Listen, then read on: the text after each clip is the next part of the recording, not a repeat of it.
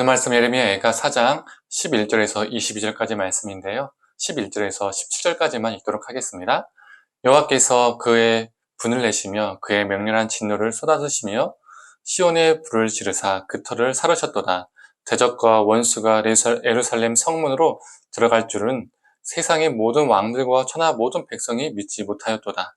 그의 선지자들의 죄들과 제사장들의 죄악들 때문이니 그들이 성읍 안에서 의인들의 피를 흘렸도다. 그들이 거리거리에서 맹인같이 방황하며 그들의 옷들이 피에 더러워졌으므로 아무도 만질 수 없도다. 사람들이 그들에게 외쳐 이르기를 저리 가라 부정하다 저리 가라 저리 가라 만지지 말라 하였으며 그들이 도망하여 방황할 때에 이방인들이 말하기를 그들이 다시는 여기서 살지 못하리라 하였도다.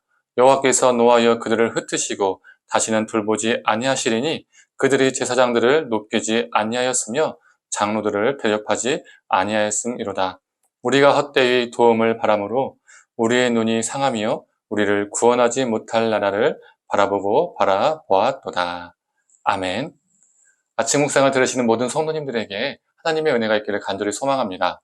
유다 백성들은 다른 도시는 다 파괴될지 몰라도 하나님의 도성인 예루살렘은 무슨 일이 있어도 절대로 파괴되지 않을 것이라는 믿음이 있었습니다. 그런데 11절의 말씀처럼 하나님은 시온, 즉 예루살렘을 불지르시고 그 터를 사르셨습니다. 예루살렘을 파괴시켰죠. 그래서 유다는요, 충격을 받을 수밖에 없었습니다. 그 충격을 12절이 그대로 보여줍니다. 제가 표준 세번역으로 읽어보겠습니다. 예루살렘 성문으로 대적과 원수가 쳐들어갈 것이라고 세상에 어느 왕이 세상에 어느 민족이 믿었는가? 이렇게 예루살렘이 폐허가 될 줄은 아무도 몰랐다는 겁니다. 오늘 본문에서 예레미야는 이 예루살렘이 폐허가 된 원인을 두 가지 말해주고 있습니다. 예루살렘이 멸망한 첫 번째 원인은 선지자와 제사장들의 죄악, 타락 때문이었습니다. 오늘 본문은 선지자와 제사장들과 같은 종교 지도자들을 맹인으로 비유합니다. 즉 눈먼 자가 백성들의 삶의 길을 가르쳤다는 거죠. 복음서의 말씀처럼 소경이 소경을 이끈 셈입니다. 그러니 자신들만 망하는 길로 간 것이 아니라 백성들도 함께 망하는 길로 이끌었습니다. 미가서에서도 종교 지도자들의 타락상을 고발하며 결국 예루살렘이 망할 것이라고 예언을 하죠. 미가서 3장 11절에서 12절의 말씀입니다. 읽어보겠습니다. 그들의 우두머리들은 뇌물을 위하여 재판하며 그들의 제사장은 삭슬 위하여 교훈하며 그들의 선지자는 돈을 위하여 점을 치면서도 여호와를 의뢰하여 이르기를 여호와께서 우리 중에 계시지 아니하냐 재앙이 우리에게 임하지 아니하리라 하는도다. 이러므로 너희로 말미암아 시온은 갈아엎은 밭이 되고 예루살렘은 무더기가 되고 성전에 사는 수풀의 높은 곳이 되리라. 종교 지도자들이 돈을 위해서 교훈하고 돈을 위해서 점을 쳐준다는 겁니다. 어떻게요? 하나님을 의뢰해서 그렇게 한다는 겁니다. 다른 말로 하나님의 이름을 빙자해서 돈을 위해 교훈하고 돈을 위해 점을 쳐준다는 거죠. 돈을 위해 점을 쳐준다는 것은 무엇을 의미할까요? 점쟁이처럼 돈을 위해서 복을 빌어준다는 겁니다.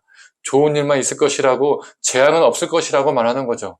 종교 지도자들이 영적인 지도자가 아니라 실제로는 돈을 위해서 살아가는 생계형 목회자, 종교 사업가, 종교 사기꾼이 되었다는 겁니다.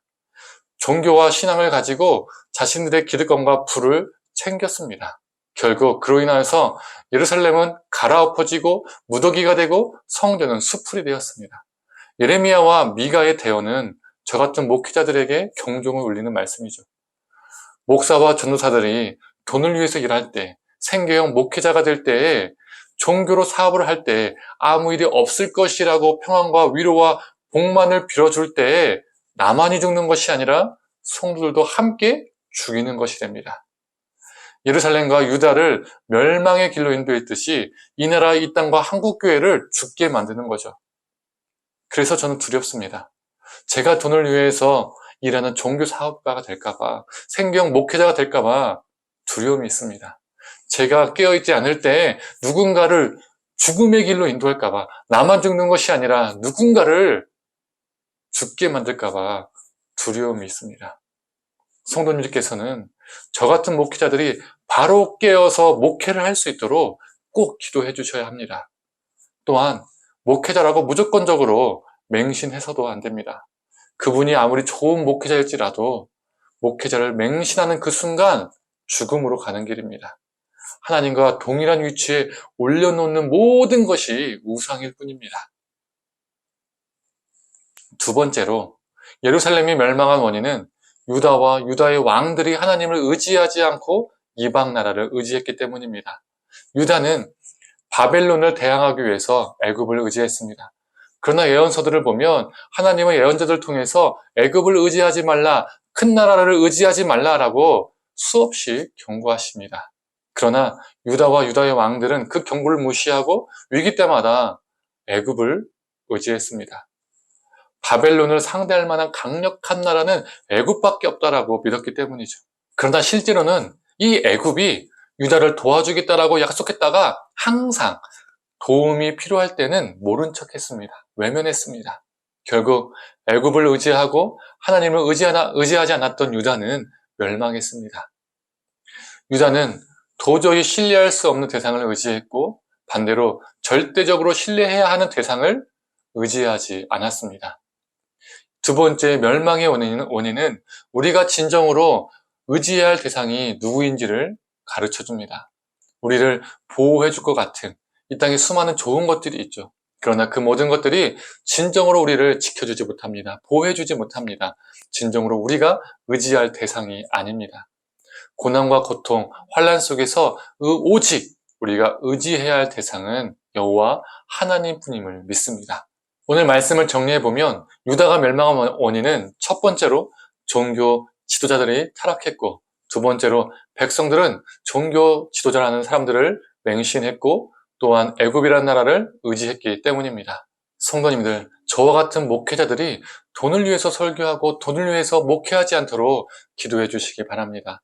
또한 목사이든 돈이든 명성과 유치이든 스펙이든 그것들을 의지하는 자가 아니라 오직 여호와 하나님을 의지하고 신뢰하는 우리가 되기를 간절히 소망합니다. 함께 기도하겠습니다. 하나님, 이 유다의 예루살렘의 멸망이 종교 지도자들의 타락이었고 또 하나님을 의지하지 않고 사랑과 애굽을 의지했음을 보게 됩니다. 하나님, 이 예루살렘의 모습이 우리의 이 현실의 모습은 아닌지 한국교회의 모습은 아닌지 돌아보게 됩니다. 하나님, 이 땅에 많은 목회자들, 저를 포함해서 많은 목회자들이 참 본이 되지 못한 삶을 살 때가 많이 있습니다. 하나님, 우리를 긍휼히 여겨주시고 생경 목회자가 종교 사업가가 되지 않게 하시며 또한 성도들이 목회자들을 맹신하지 않도록 붙들어 주시옵소서.